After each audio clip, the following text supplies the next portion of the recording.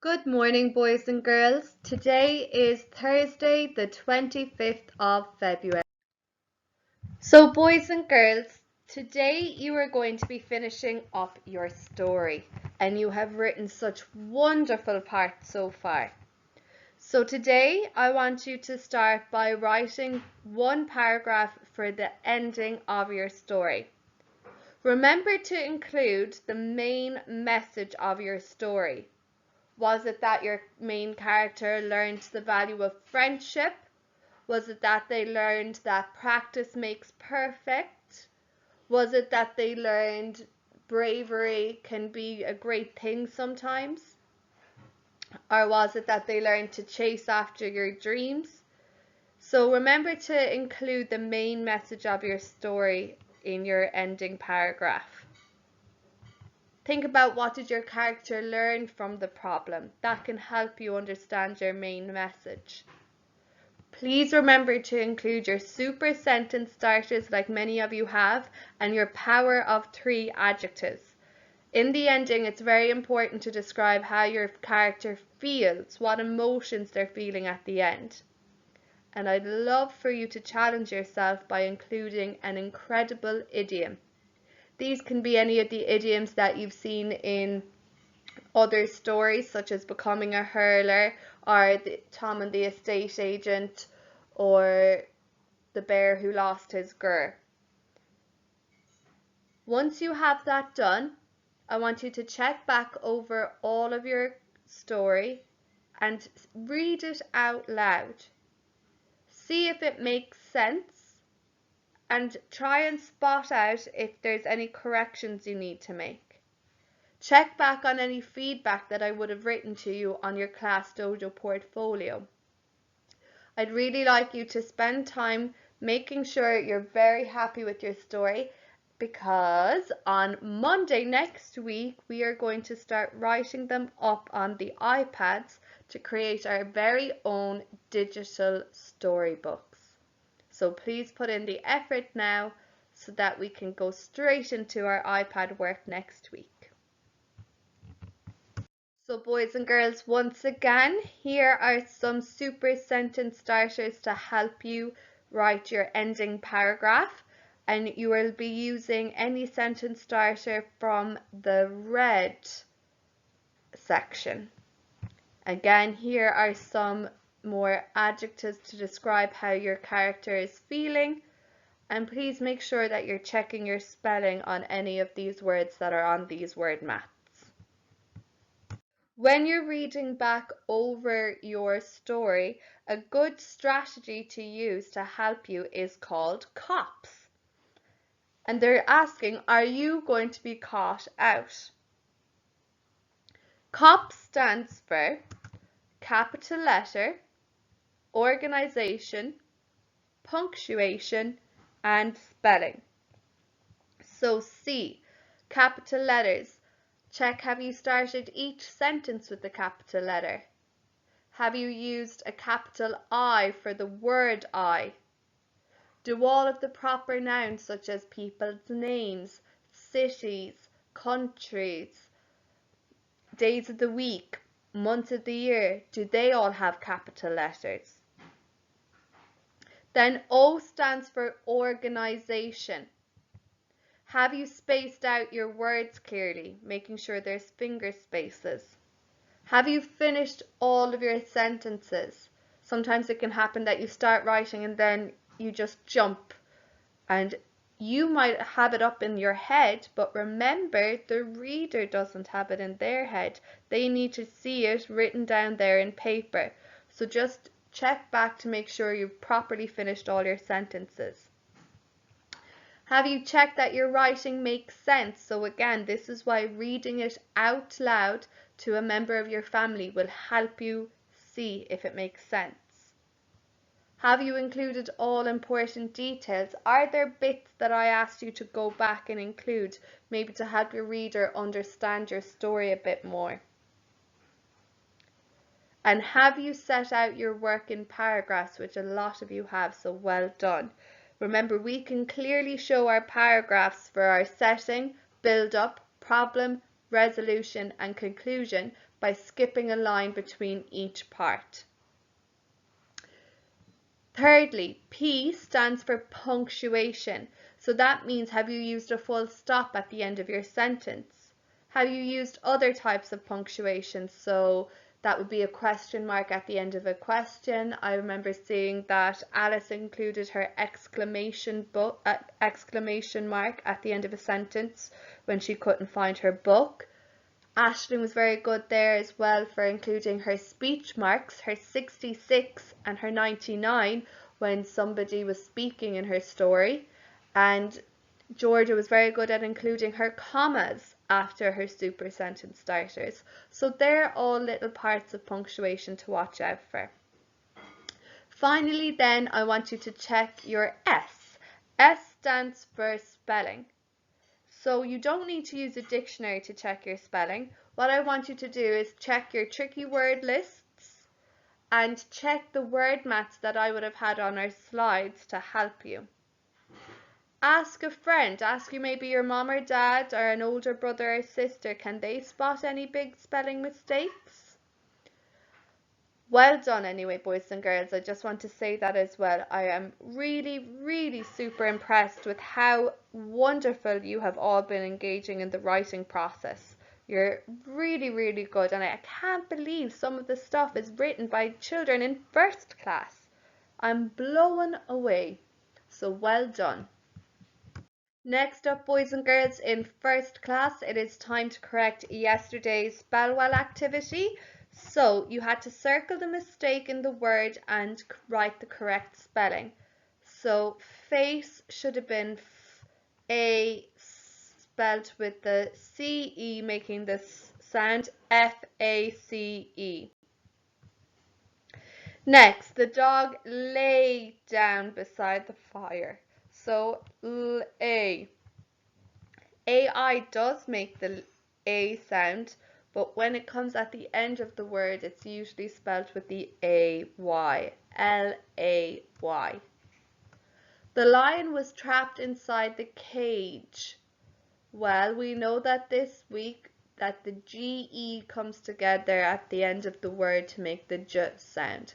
So it's CAGE and not JE. Let's have a race on our bikes once again. A spelled with the CE. And the little seed grew into a huge tree. Grew is spelled GREW, grew, with the EW making the OO sound at the end. And then it's time to sound out our spellings for tonight, so get your super speller fists ready and let's go. Best, best. I did my best. She was the best artist in the competition. What type of word is best, boys and girls? It's an adjective because it describes a person. But you can also describe an action by saying, I tried my best. So it's also an adverb. It's a describing word for a noun and a verb. So it's an adjective and an adverb. So will you colour it half blue for adjective and half orange for adverb, please? And here I know it's red, but I'm going to try and combine the two colours, red and yellow, to make orange. I don't know if that comes out too well, but orange, please. Next word, G-R-U, and we did that sound a couple of weeks back. G-R-U, grew. The seed grew into a plant in springtime. We've got our EW at the end of our word, which is making the OO sound, so that's our special friend to underline, please. And pretend you're a seed and you just grew and sprouted out of the ground. What type of word is that? It's a verb, so colour it red, please. Next one, L-A, lay. The A-Y is making the A sound. So underline your special friend and pretend that you lay down on your bed. Lay is a doing word, so it's a verb. Color it red, please. And finally, L-I. The I-E is making the I sound. I will lie on my bed. He is always telling lies. He will lie to you. It's a doing word because it's something that you do, and it can also be a noun. It can also be something that you say. So color it half red and half yellow, please. Next up, boys and girls, I just want you to see if you can recite your poem all together and keep up with the child who's reciting it in this video. Remember to include your actions as you're reciting your poem. Inis buacaillí agus cailíní tá sé an am don Gaeilge. Dús, I want you to listen to our video from yesterday. You'll be listening to this every day this week and be remembering the sounds and how to say the different sentences. Remember, the first one was Bhí na páistí sa seomra sí. Then I want you to go and listen to our Irish poem of the month, Cúla Misha Éinín. In Irish this week, you have an activity to complete. You have until Friday to do it. I want you to create your own mini story, your scéal as Gaeilge. I want you to take a photo of you and your family sa seomra sí. Use yesterday's story and the phrases you've learned during home learning to help you create your story. Record your story and send a video on your Class Dojo portfolio. Senior infants, I want you to be able to say at least 4 sentences to describe your photo. And first class, I'd like you to write and read at least 6 sentences. 6 abertí. On the next slide, I'll show you more how to do that. So, inniu tá pictiúr nua agam. So, féach an pictiúr buacaillí agus cailíní. Arís, bhí na páistí sa seomra sí. Níl siad ina sí an talamh. Bhí siad ina sí an talamh. Bhí daddy agus mommy ina sí an gcathaoir. Bhí cluiche clór an mórd. Bhí siad ag súgra. So remember, boys and girls, I want you to have your story and your photo ready to send in to me by tomorrow. I can't wait to hear all your wonderful Irish. First class, it's time to correct yesterday's maths homework. So again, I'm going to start by making sure I have my T and U on top of the correct place for my double-digit numbers. This will help me when I'm adding. When I'm adding or taking away, I will always start with my unit side. So first up, 7 plus 8 is 15, but I can only write 1 digit in each box. So I have to regroup my 10 from 15 and write it on the line underneath my T on the 10th side.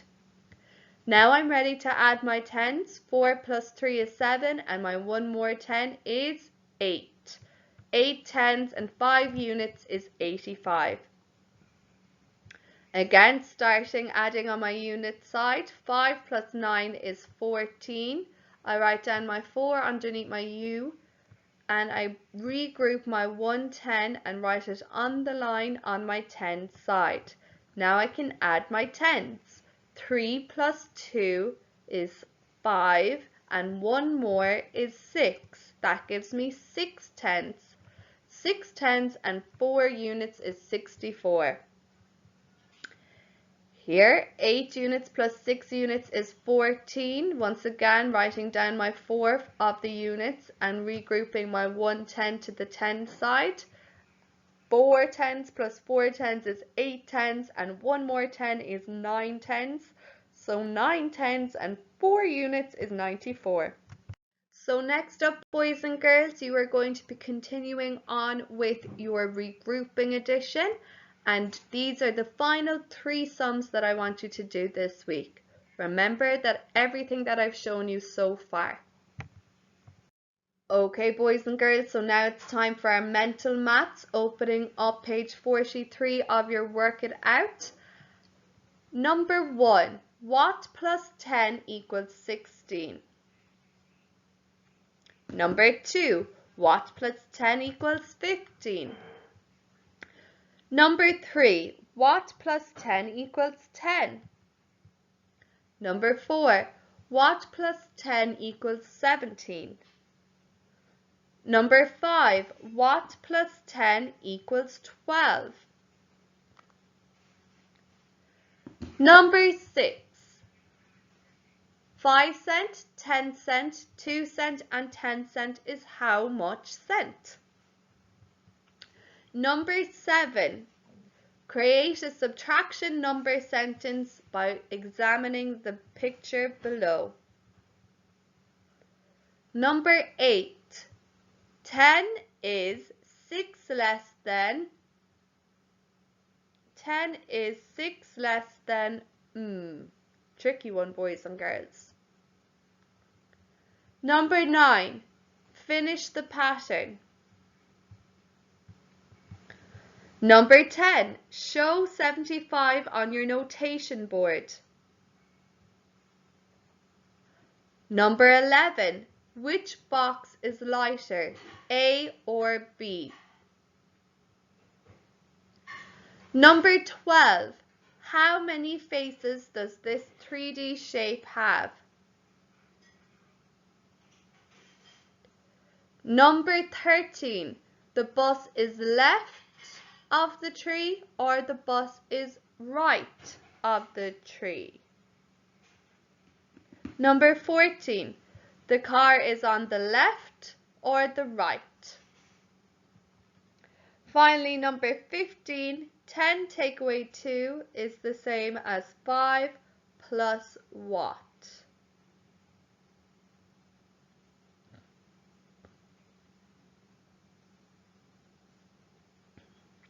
Okie doke, so boys and girls.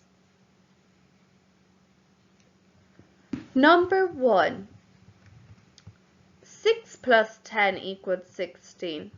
Number 2, 5 plus 10 equals 15. Number 3, 0 plus 10 equals 10. Number 4, 7 plus 10 equals 17.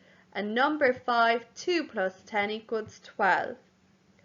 Here I'm going to add my 10 senses first, so 10 and 10 is 20, 5 more is 25, and 2 more than that is 27 cent. Here I have 2, 4, 6, 8, and 9. I have 9 circles. I took 2 away, and that leaves me with 7. 9 take away 2 equals 7. Here, number 8, 10 is 6 less than 10 is 6 less than The answer, boys and girls, is 16.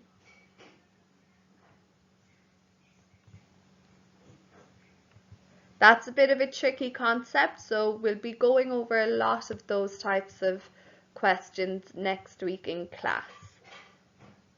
Number 9, finish the pattern. Circle, triangle pointing upwards, triangle pointing downwards, circle, triangle pointing upwards, triangle pointing downwards, circle, triangle pointing upwards, triangle pointing downwards.